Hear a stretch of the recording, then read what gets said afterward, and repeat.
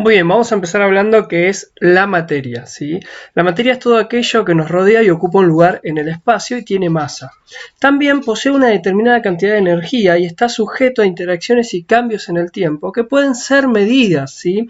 La relación entre materia y energía a través de la teoría de la relatividad de Albert Einstein queda clara, en donde la energía sería como materia en menor estado de densidad, mientras que la materia sería energía en mayor estado de densidad. Desde un punto de vista químico, la materia es el conjunto de los elementos constituyentes de la realidad perceptible, o sea, todo lo que constituye las cosas a nuestro alrededor y a nosotros mismos, ¿sí? La materia se encuentra en todas partes, ¿sí? Y en cualquier estado físico.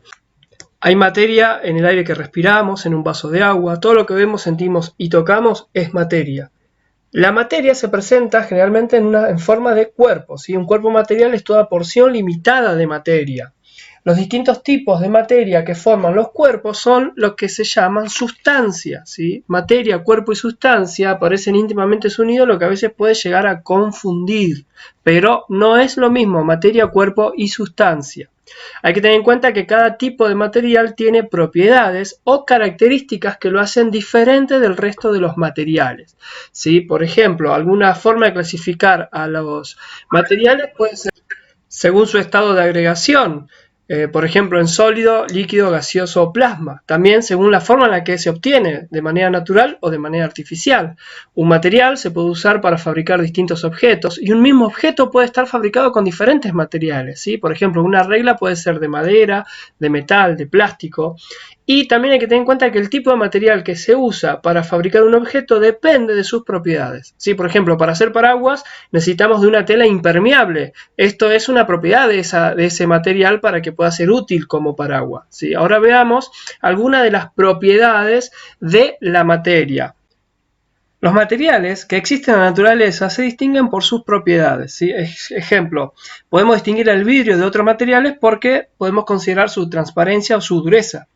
Las propiedades que son percibidas con los órganos de los sentidos, por ejemplo el color, el sabor, la textura, el olor, se llaman propiedades organolépticas.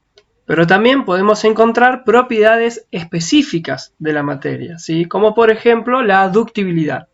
¿Sí? La ductibilidad es la propiedad que tienen los materiales de poder estirarse para formar hilos o alambres, por ejemplo el cobre, que es muy usado para fabricación de los cables. Otra propiedad, ¿sí?, puede ser la maleabilidad, ¿sí?, que es una propiedad de los materiales para poder extenderse en láminas, ¿sí?, como por ejemplo el zinc, el aluminio, o vieron las chapas. Bueno, esa es una propiedad de la maleabilidad.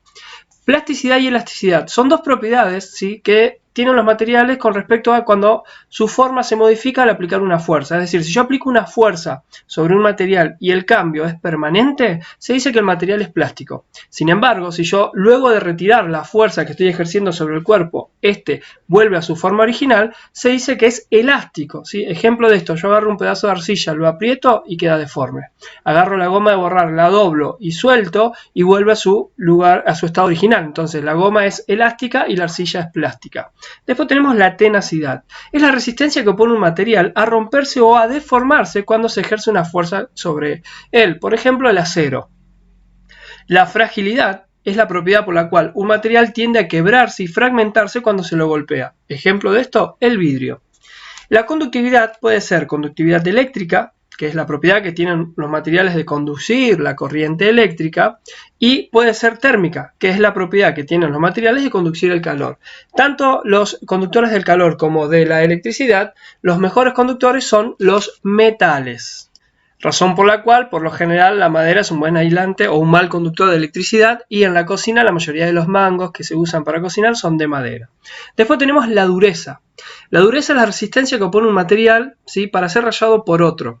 Para medirla se usa una escala que se llama la escala Mohs, que consiste en 10 minerales, ¿sí? Karl Mohs fue quien asignó un determinado número equivalente a su grado de dureza. Comienza con el talco siendo el número 1 y termina con el diamante siendo el número 10. Cada mineral raya a lo que están o a los que tienen, un número inferior a él. Veamos ahora las propiedades extensivas y propiedades intensivas de la materia. Las propiedades extensivas son aquellas que se miden con facilidad y dependen de la cantidad de materia, ¿sí? Su valor cambia o se modifica según la cantidad de materia que tenga el cuerpo, por ejemplo el peso, el volumen, la masa. En cambio, las propiedades intensivas tienen que ver con la estructura química interna de la materia, es decir, que no van a cambiar según la cantidad de materia que posea el cuerpo. Por ejemplo, su punto de ebullición, la dureza, la densidad, todo esto tiene que ver con propiedades intensivas de la materia. Veamos ahora los cambios físicos y químicos. ¿Qué es un cambio físico? Son el tipo de transformaciones de la materia que altera su estado, pero nunca, y esto es importante, nunca su composición o naturaleza. Es un tránsito entre una forma u otra de la materia sin que se produzca una alteración química significativa, o sea, sin que un tipo de materia se convierta en otra mediante un tipo de reacción química. Es decir, yo agarro una hoja de papel y le hago un bollito, estoy haciendo un cambio físico, pero no químico. Sí implican alteraciones en alguna de las propiedades físicas de la materia, como puede ser su estado de agregación, su dureza, su forma, su tamaño, su color, su volumen, ¿sí? Por ejemplo, tengo agua en estado sólido, tengo hielo, le agrego energía y se transforma en agua en estado líquido, es decir, cambió su estado de agregación, pero sigue siendo agua. Por lo general los cambios son reversibles, estos cambios físicos son reversibles y son el fruto de un método físico, que suele consistir en la modificación de la energía, presión u otras variables en que se encuentra la materia. Por otro lado, tenemos los cambios químicos. A diferencia del anterior, estos sí implican una reacción en la materia, por lo tanto hay una alteración de su naturaleza. Suelen ser irreversibles y consumir o liberar energía, ya que en el proceso una o varias sustancias químicas se convierten en otras, recombinando sus átomos de una manera específica. Estos cambios no responden a métodos físicos y por eso no podemos separar los componentes de un compuesto químico mediante un cambio físico. Los cambios químicos someten a la materia a una transformación profunda conocida como reacción o fenómeno químico, en el cual se altera su estructura molecular y sus enlaces. Las reacciones químicas son comunes en la naturaleza y suelen darse de manera espontánea de acuerdo a la afinidad de los elementos y también con las condiciones en que se encuentren. También podemos hacer en condiciones controladas y en un laboratorio y a través de la intervención del hombre también podemos generar reacciones químicas. Muchas de las sustancias que usamos a diario son fabricadas a través de cambios químicos artificiales a partir de sustancias más simples que pueden combinarse químicamente, ¿sí?